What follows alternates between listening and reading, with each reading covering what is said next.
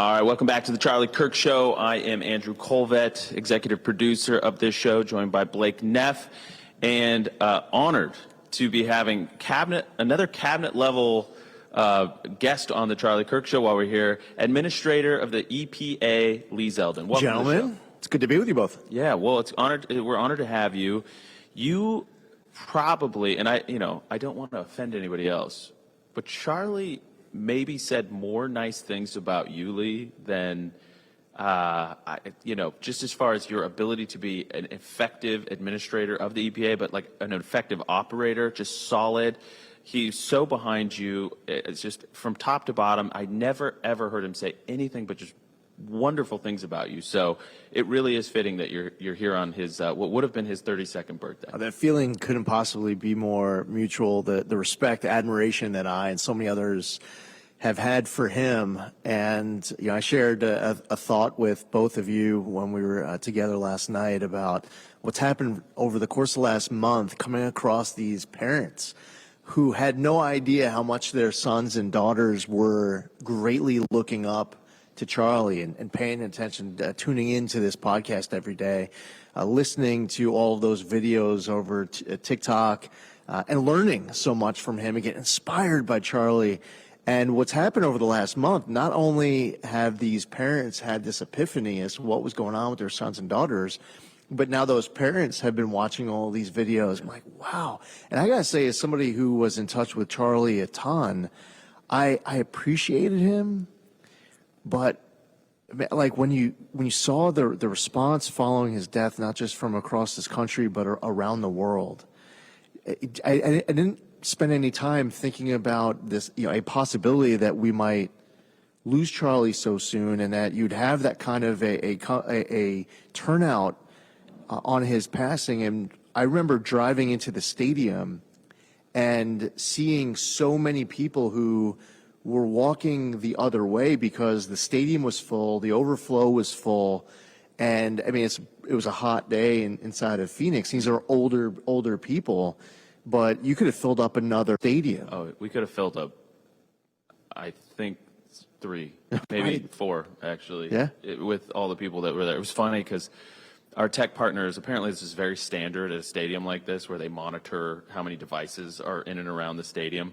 It's not some like conspiracy or whatever, but the State Farm Arena or stadium rather, it hosts Super Bowls and things like that. They're very they have a great team actually, and they confirmed with us it was 277,000 devices. So I mean, you figure you got 70,000 people in that stadium.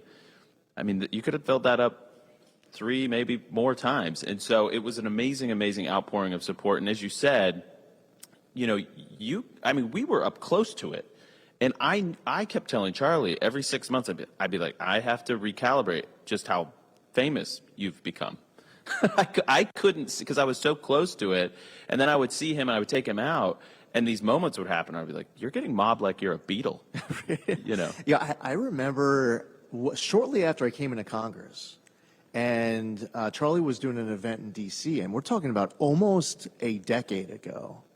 And I walked into this venue in D.C., and there were thousands of young men and women with so much energy. It was just so genuine. It was so pure. For people who are talking about Charlie as if this was, some explosion over the course of, the last few months or the last couple of years, I mean, you could go back a decade earlier. This guy who 32nd birthday today, I'm talking about like early to mid 20s. He was pulling thousands of people out at an event. Talk about this, because a lot of people that have known him a little bit longer, like yourself, saw the evolution of Charlie. He was a little bit more rough around the edges at the beginning, still the same passion and like warmth and vibrancy. That was always a constant. But, he got more mature. He got softer with younger people. He became a big brother figure. What did you see from your vantage point? Well, he was a very good learner. A lot of people might not realize just how much he was always trying to grow himself and become smarter, to become wiser, to study. When he was having this event and at a school where he was challenging people to come up to talk about topics where they disagree, he wasn't just trying to bring out the best of that person who was stepping up to the mic. He was hoping that that person stepping up to the mic was to bring out the best of him, of Charlie. And he would learn from that, and he would get better and stronger for it. So if you had to point to one thing that would have happened over the course of that decade that we were just talking about, is that he was absorbing so much knowledge. He was just becoming so much wiser. And so many of us in life, we just get through the day. And we have a job, we have a family, we have a routine, and we don't really take a moment to just take it in, to reflect, to be able to pray, to grow. And Charlie was doing that in his entire day, all day, every day. He was absorbing everything, and that's such a great trait. And what will happen is by the time you're in your early 30s, you're going to be wiser than most people who are senior citizens who have just kind of dragged themselves through life, I so agree never with that. becoming smarter and absorbing everything you come in contact with. I so agree with that. And we are on October 14th. Obviously, Charlie's going to get the Medal of Freedom from President Trump today. It has been moved, Blake. Is it? It's been moved to the. It's been moved outdoors to the Rose Garden. Which I guess because of the weather the is. crowd, I believe. Yeah, President Trump said there's so many people that want to be a part of it that we are going to now do it outside, which is great. And since it's his 32nd birthday, a lot of people are sending in birthday endless. wishes. And so many of them, they're writing them, to Charlie, and of course Charlie can still read them. I liked this one, Barbara. Dear Charlie, thank you for never giving up on our country and on the gospel of Jesus Christ. I remember watching you on Fox and Friends for your very first interview there. I have been following you since. I have always been a Christian, but I didn't realize that I was faithful but not walking in my faith until you were taken from us. Wow. Because of you, I went back to church and took our children. Because of you, I am a better wife, a better mother, a better person. Your words made me realize that the only way for me was through Jesus. Thank you for helping me to realize that my job was never to get my children into Harvard. It was to get them into heaven. Whoa. That was a great one, Barbara. Oh, that is a good line. And by the way, it's not too often that somebody's first cable news interview is memorable, is inspiring. Like the first time you do an interview, you might be somewhat intimidated by the setting. You're trying not to mess up. I remember the first time I was on Fox and Friends, I probably am the only one who remembers the first time that I was on Fox and Friends. And meanwhile, you have and so your many mother and your wife. No, Yeah. actually, I'm probably the only one who remembers that hit. But that there are so many people out there who remember the first time that Charlie was on Fox and Friends. Like, how that never happens. Yeah. Well, and he got to host. Ultimately, he got to host Fox and Friends weekend with Rachel Campos Duffy, Sean Duffy's wife and Fox News host, and Charlie Hurt. And that is actually one of the clips that has gone viral, where his daughter Gigi was running up to go see him. And There's just so many we've been getting. Please we're keep reading going. a small handful of them, but I'd say we probably had maybe 200 or so since this started. Since the start of the show, all there was a sorts bunch of before stuff. when we started. Most of them, it's just, the standard, happy birthday, Charlie. You will always live on in our hearts. Keep up the good work, TPUSA. My thoughts to Erica and her children. That's from James. Mm-hmm. We have just so many, I have to click open to them and all of that. But I took the day off today, and I'm sporting my Best Charlie Ever t-shirt with glowing pride. I just left a Catholic Mass where I lit a prayer candle for Charlie and his family. That's from Lisa. Thank you, Lisa. I just love the outpouring of support for Charlie. I mean, he knew that you loved him. I can tell you that. He did know, and he loved this audience, and he had a direct connection with you guys. And part of the way that happened was through these emails. But even I think he would be blown away at all of this. And so God bless you guys, and thanks for honoring Charlie on his 32nd birthday. I'm going to tell you about Done with Debt, and then we're going to continue on with Administrator Lee Zeldin of the EPA. When you're buried in credit card and loan debt, it's human nature to put it off and say, I'll deal with it later. If that's you, here's a hidden fact the debt strategy experts at Done with Debt shared with me. They discovered a little-known strategy that works in your favor to dramatically reduce or even erase your debt altogether. They aggressively engage everyone you owe money to this fall, and here's why. They know which lenders and credit card companies are doing year-end accounting and need to cut deals. They even know which ones have year-end audits and need to get your debt off their books. That means you need to get started with Done with Debt now this fall. Done with Debt accomplishes this without bankruptcy or new loans. So go to donewithdebt.com and talk with one of their specialists for free. Visit donewithdebt.com. Donewithdebt.com. We'll be right back.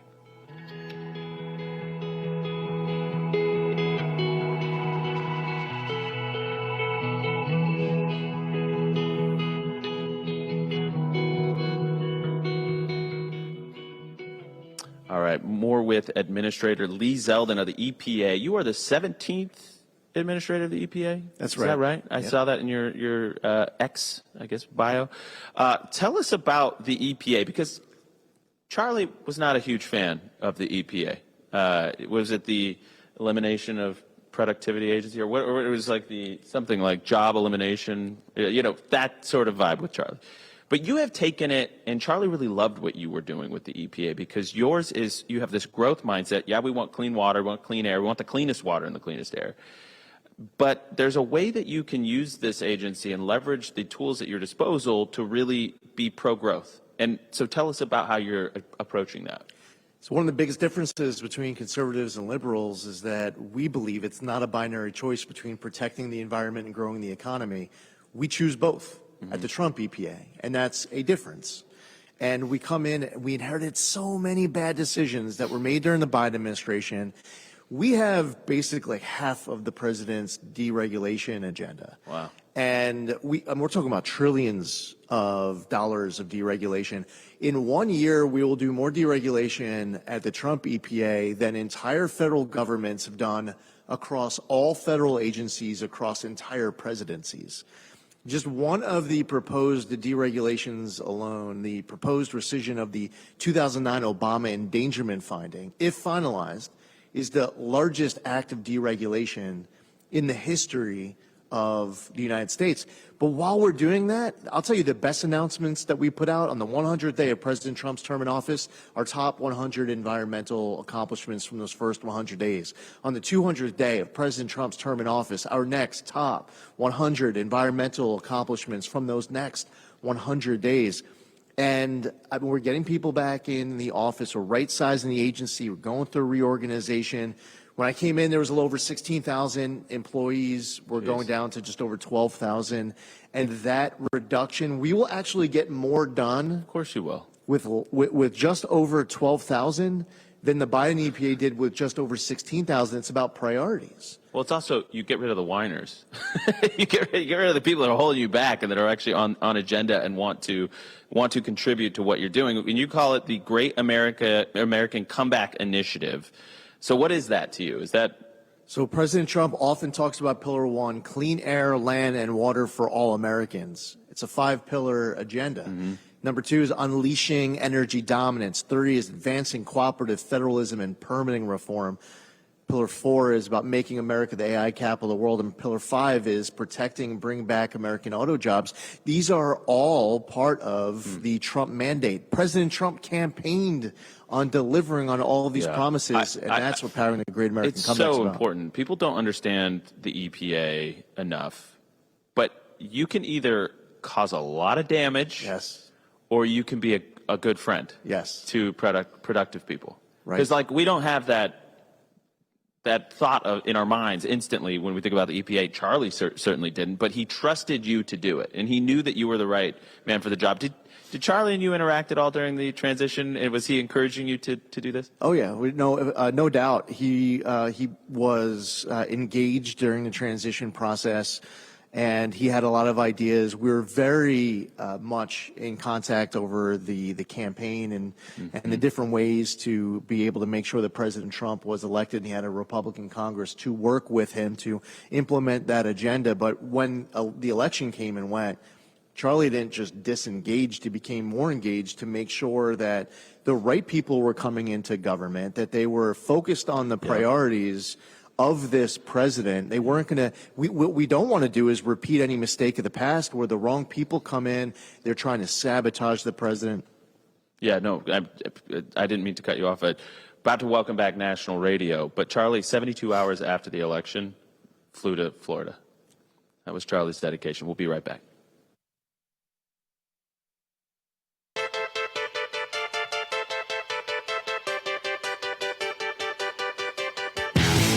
All right, welcome back to the Charlie Kirk Show. Andrew Kolvet here on Charlie Kirk's 32nd birthday. We are at the cash room, the historic cash room at the Treasury Department. We're reading your emails. You're sending in hundreds and hundreds of happy birthday emails to Charlie. We're trying to read some of them on the air. And so please send them freedom@charliekirk.com. We are joined by EPA Administrator, the 17th, which is, that's noteworthy, of the Lee Zeldin. I want to ask you a different question, actually. There's a lot of news about, what's happening with the Virginia gubernatorial race and the New Jersey gubernatorial race. You ran in a blue state. What is that like? I hope maybe with the Charlie effect and some of the things that you guys are doing in the Trump administration, they're going to have some wind at their back. What are you seeing in these? Do they have a chance? What is your advice to them down the stretch? So I will have to be careful about how I answer this now that sure. Yes, understanding our setting and the position. But in theory, if there was I think it's so important for conservatives to get out of our comfort zone and not just speak to the people who agree with us all the time, but to go to places where maybe no one in that community has voted for us in the past or agrees with us, and engage with them directly. And, something that obviously Charlie confronted head on, especially when he was on these college campuses, and I've been experiencing this at the EPA, is that there are terms, words used in the environmental space that the left is used for organizing that get particular definitions that might sound good on paper, but in reality is not what you think you're getting. The terms like environmental justice, climate justice, climate change, they get a definition, and you might think that you are supportive of the concept, but actually the congressional Democrats who are pushing those terms aren't doing exactly what that definition says. Environmental justice, they'll say, hey, there's a community that's been left behind, they need help. Okay, we all agree, if there's a community that's been left behind and needs help, let's all help them. But actually what they're using the term environmental justice for is to get tens of billions of dollars appropriated for their left-wing activist NGO friends, their well-connected former Biden and Obama officials and Democratic donors, so that they can just eat at the taxpayer till and just waste away money with reduced agency oversight. In the name of climate justice, the Biden EPA gives $50 million to a group called Climate Justice Alliance. They say the climate justice runs through a free Palestine. There are a lot of Americans who would say that we shouldn't be spending $50 million on an activist NGO like that, American tax dollars. Or in climate change, you have people who they'll build support with their definition, but then they'll try to get these policies across to have more control over the lives of more of the citizenry. They will try to bankrupt people who can least afford it. And I just think it's really important that we as conservatives are reminded to take advantage of all these opportunities to get out of our comfort zone, talk to people who maybe haven't supported us or understood us in the past, maybe meet them where they are and talk to them about these important issues, because they're getting fed what I would say are lies that are deceptive on purpose, and it results in abuse of power and people getting taken for granted.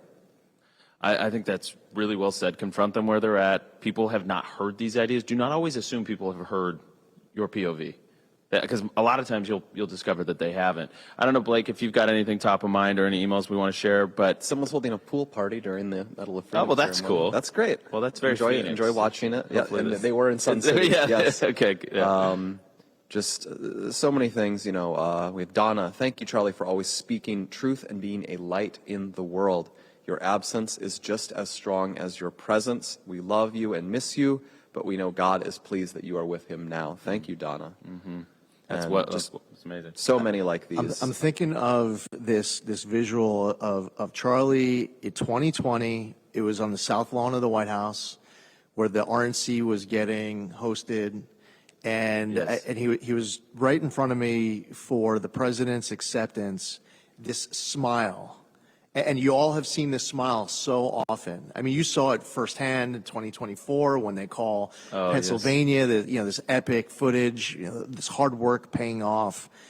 But man, that smile, it was someone who is just showing you so much joy and passion for the cause, for this country, for the future, and hope. Man, we can never forget or lose sight of that smile on his face. Well, and that's our sacred duty here at the Charlie Kirk Show, Turning Point. It's why we're here today, why we're honored to have you. And I know that you and Charlie were close friends, and you guys confided a lot in each other. And so your loss is our loss, and I know we'll see you this afternoon. Yes, sir. We'll be there. Thank you for making the time. It's great to be with you guys. Awesome. We are going to take a quick break. We will be joined by Senator Mike Lee in the next segment.